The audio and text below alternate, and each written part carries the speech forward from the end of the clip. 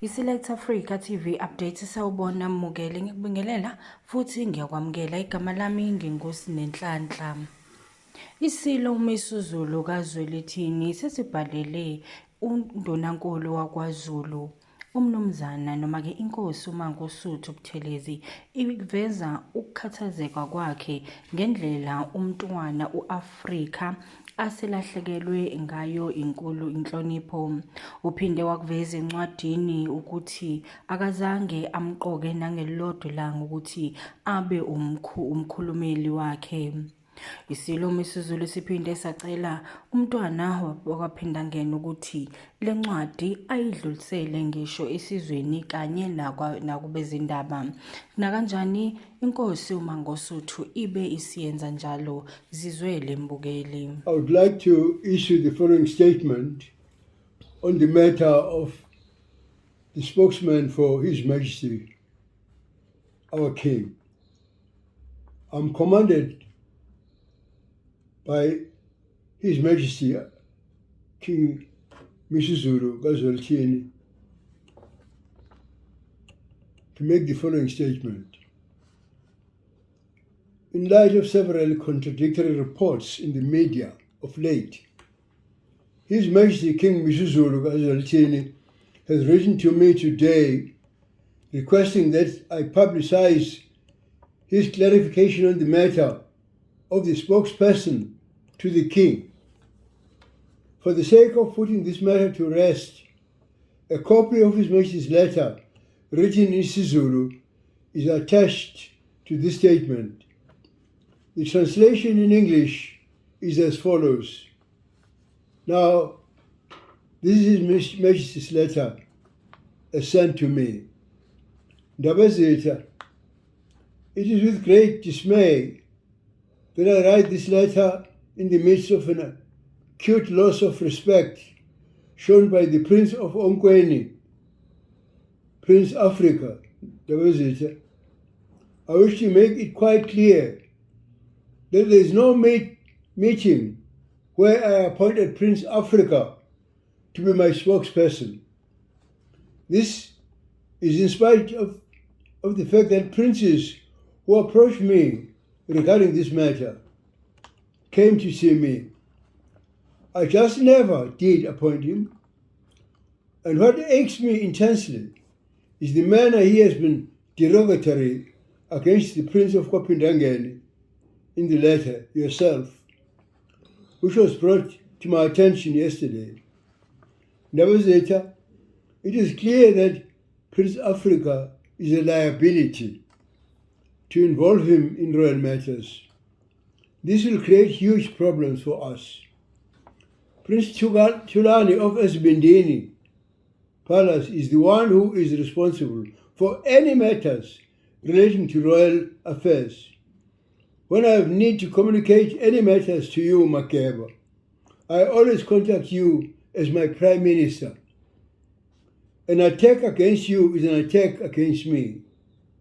I request Your Highness to clarify it to the media, both print and electronic, as well as social media. It is my wish that Prince Gebizizwe, Kangatulana Solomon, and Prince Africa of Onkweni should cease to be members of the Royal Coronation Committee forthwith. Ngamanye amagama namhlanje ngibeka amazwi omlomo ongathathi manga isilo esingibhalela incwadi engicoshe namuhla. Incwadi ibhalwe iqondiswe kimi undunankulu wesizwe samaZulu. Incwadi ngokuphuma emlonyeni ongathathi manga ithi Ndabazitha. Ngibhala le ncwadi make ngokukhulu ukhathazeka ngendlela umntwana oSonkweni umntwana weAfrika aselahlekelwe inhlonipho ngayo. Ndabazitha, ngiyafisa ukwenza kucace ukuthi awukho umhlangano lapho engaqoka khona umntwana weAfrika njengomkhulumeli wami, noma abantwana bafika kodwa kimi bekhuluma lolu daba luba ngimbeka ngaze ngimqoke. Okungikhathaza kakhulu indlela adelele ngayo umntwana encwadini engiyibona izolo. Ndaba zethu kuyacaca ukuthi umntwana weAfrika uyingozi nokumgcina endabeni eziphathelene nesihlalo ngasihlalo umonakalo omkhulu. Umntwana uThulani waseyibindini ngokwehhovisi nguyena ophathelene neindaba ezithinta isihlalo nenjunkulu indaba zethu. Uma kukhona ngifisa ukudlulisa esizweni sonke, ngikhulume nawe Mageba njengondunankulu wami. Ukuhlasela kwakho kusho ukuhlasela kwami. Ngiyakhuleka umntwana akwenze kucace lokhu kwabe indaba nakuzo zonke inhlaka zokuxhumana. Ngiyafisa Mageba ukuba umntwana ugibizizwe kaNcwadulana kaSolomoni benayo umntwana weAfrika bangabe besaba nangxenye, bangabe besaba ingxenye yekomiti elihlela ukubekwa kwami esikhundleni sobukhosi. Incwadi sayinwe King MisiZulu kaZwelithini. Lokho umlomo othe ongathathi manga othi angudlulisele esizweni. Ngiyabonga. Kanti-ke mbukeli sikuphethelanga ngodaba oluthi uphiko lwezokushushisa kuleli i-National Prosecuting Authority ithi imatasa isebenzisana nekhomishana kaZondo ebiphenya i-state capture ngezinsolo zenkohlakalo. Le khomishana ebiholwa inhloko yamajaji Raymond Zondo isikhipha umbiko oveza ukuthi inkohlakalo ibidla lubi kuleli eminyakeni eyishumi eyedlule.